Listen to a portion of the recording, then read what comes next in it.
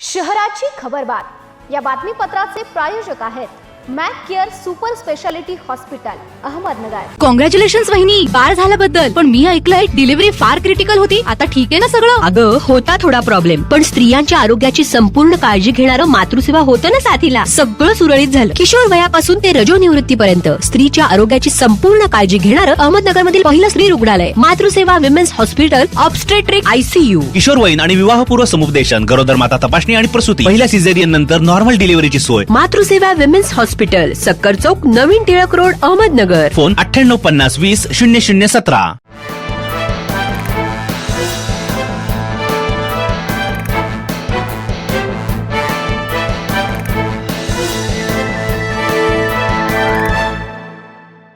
नमस्कार, मी साक्षी, न्यूज 24 सह्याद्रीमध्ये तुमचं स्वागत। पाहूया अहिलानगर शहरातील महत्त्वपूर्ण बातम्यांचा आढावा शहराची खबरबातमध्ये।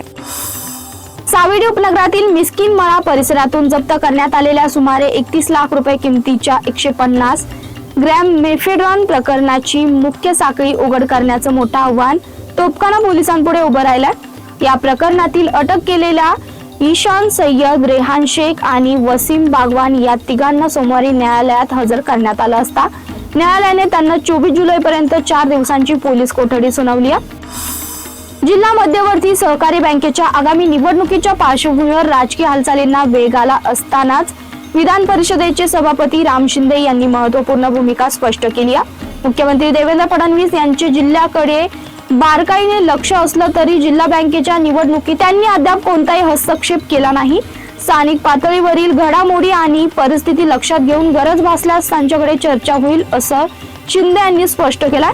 सोमवारी अहिलानगर येथे पत्रकारांशी संवाद साधताना त्यांनी जिल्हा बँकेवरील सत्ता महायुतीकडेच राहील असा विश्वास व्यक्त केला।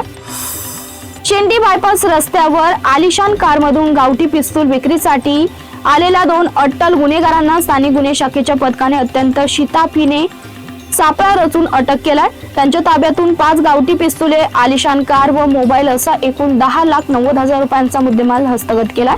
अटक केलेल्या आरोपींवर खुनासारखे गंभीर गुन्हे दाखल आहेत। पिंटू उर्फ भाऊ आनंदा रसाळ, बंटी उर्फ स्वप्नील बिभीषण असे अटक केलेल्या दोघांची नावे आहेत। स्थानिक गुन्हे शाखेचे पोलीस निरीक्षक संतोष मुटकुळे यांनी उपनिरीक्षक अनंत सालगुडे, कृष्णकुमार सेदवड यांच्या पथकाने MIDC पोलीस ठाण्याच्या हद्दीत तपास सुरू केला। दरोड्याच्या तयारीत असलेल्या 3 आरोपींना स्थानिक गुन्हे शाखेच्या पथकाने अटक केलाय। आरोपींकडून 1,23,000चा मुद्देमाल जप्त करण्यात आलाय। संदीप नटवर राठोड, आदित्य उर्फ गोला बलराम शेखावत, करण भगत शेखावत असे अटक केलेल्या आरोपींची नावे आहेत। दरोड्याच्या तयारीत असलेल्या आरोपीकडून पोलिसांनी तब्बल 30 लाखांचे मेफेड्रॉन जप्त केलाय। या प्रकरणी अटक केलेला आरोपी ड्रग साखळीतील शेवटचं वितरण करणारा घटक असल्याचा पोलिसांचा संशय आहे।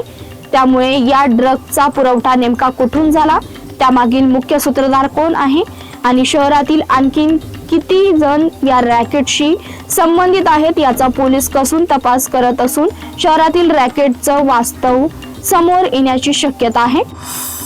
शहराची खबरबातमध्ये इथे संपतोय। तुम्ही पाहत राहा न्यूज 24 सह्याद्री।